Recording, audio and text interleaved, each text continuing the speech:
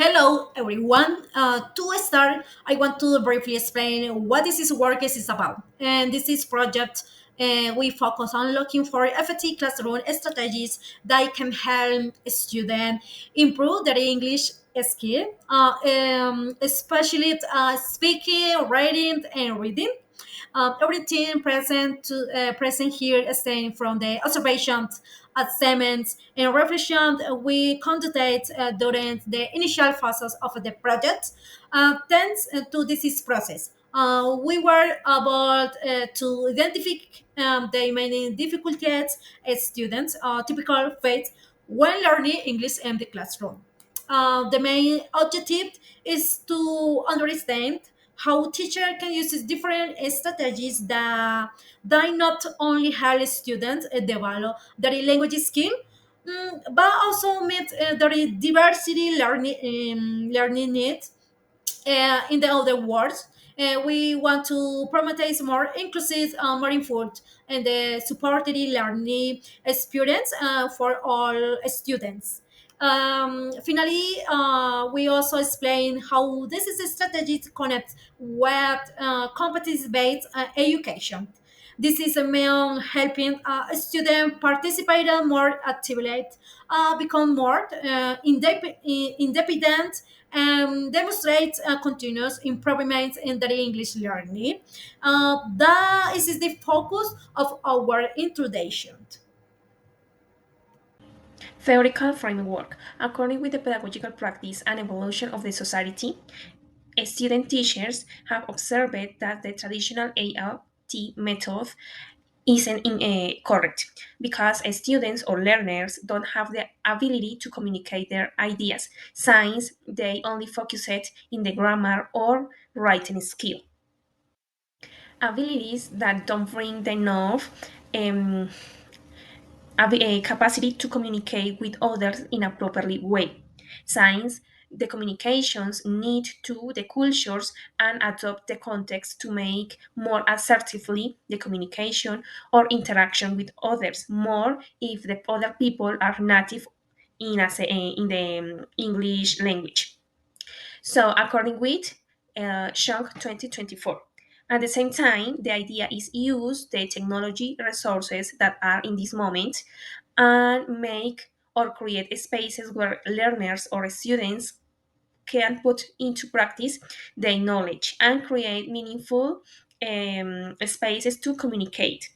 So the idea not only is use games in a second language, also, for example, practice the listening and speaking skill that are the most difficult abilities to improve. For example, with chatbots or with other apps to make or create feedback to learners and they can observe the weaknesses in their English process learning. So, for our methodology, we went with a qualitative descriptive approach. Basically, we wanted to understand what was really happening in the classroom through direct observation. Our immersion took place during phases 2 and 3, some of us in rural areas and some others in urban schools across Bogota and Cundinamarca. There were four of us, and each one completed around 24 hours of immersion. We gathered our data from field notes, lesson samples, forum discussions, and even a digital assessment prototype that we created based on Prueba Saber. We focused on all the English skills, speaking, reading, writing, listening, and grammar, because we wanted a full picture of students' abilities. And for the analysis, we planned to use thematic and inductive coding to spot patterns in teaching and assessment. And this helped us a lot identifying which strategies were actually effective. Following with the research, during the pedagogical practice, some findings were evident. First of all, classes focus on grammar approach using traditional didactical materials without space for incorporate technological tools. This reduced the opportunity for students to explore new cultures, listen natural speakers, and engage in an effective communication. Also, There is not enough time to reduce linguistic skills, especially oral skills, reducing the possibility to improve the linguistic competences. Furthermore, classes following almost the same instructions without improvements or change to introduce different learning styles, linguistic levels, or special needs. This cut off the possibility for students who had different ways of learning or special abilities. In order to have the solutions, we have some recommendations.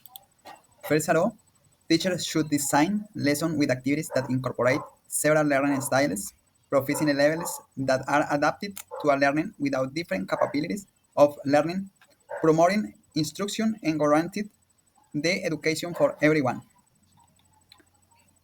Also, English teachers should integrate digital tools such as videos, listening platforms, gamified tools like game quizzes, recognized voice, apps, and virtual simulation to create authentic learning environment. And as a conclusion, we can say that the classroom practices observed remain heavily traditional and insufficient for developing communicative competences aligned with contemporary ELT demands. The limited use of technology, the absence of inclusive pedagogical and minimal formative research strategies hinder the development of higher order thinking skills and meaningful language use.